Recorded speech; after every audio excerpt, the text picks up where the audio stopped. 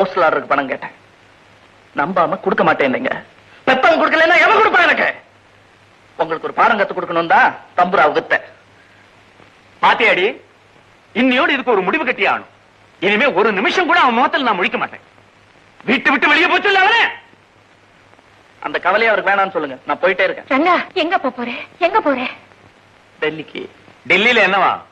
நான் என்ன பாட்டு கச்சேரியா பண்ண போறேன்? அங்க போய் வேலை தேடிக்குவேன். உள்ளூர்லயே வேலை போகாதவன் வெளியூர்ல போய் கிழிக்க போறானாமா? ஒண்ணும் இல்லனாலும் உங்க மூஞ்சில முடிக்காம இருக்கலாம்ல. பல்லோட பேராஸ்கள். பாத்தியாடி, ஏன் கத்துறீங்க? பேசும்போது மாத்திரம் என்ன எட்டு கட்ட சுருதி. லுக்கியார், உங்க தம்புரா வித்த பணத்துல தான் நான் டெல்லிக்கு போறதுக்கு டிக்கெட் வாங்கியிருக்கேன். அங்க போய் வேலை கிடைச்ச உடனே முதல் காரியமா உங்க பணத்தை திருப்பி அனுப்பிச்சிடுறேன். என்ன பேசுற நீ? பேசுற நீ ஒண்ணும் வெளியெல்லாம் போக வேண்டாம். போகட்டும்.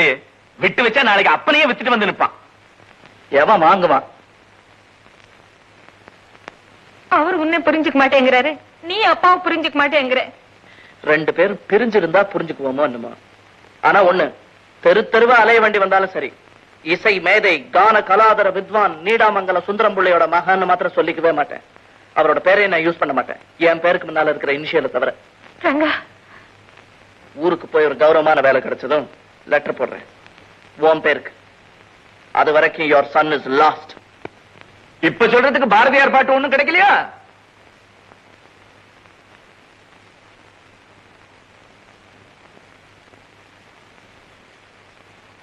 துச்சமாக வெண்ணி நம்மை தூறு செய்த போதிலும் அச்சமில்லை அச்சமில்லை அச்சம் என்பதில்லையே. பிச்சை வாங்கி உண்ணும் வாழ்க்கை பெற்று விட்ட போதிலும் அச்சமில்லை அச்சமில்லை அச்சம் என்பதில்லையே. உச்சி மீது வானிடிந்து வீழுகின்ற போதிலும் அச்சம்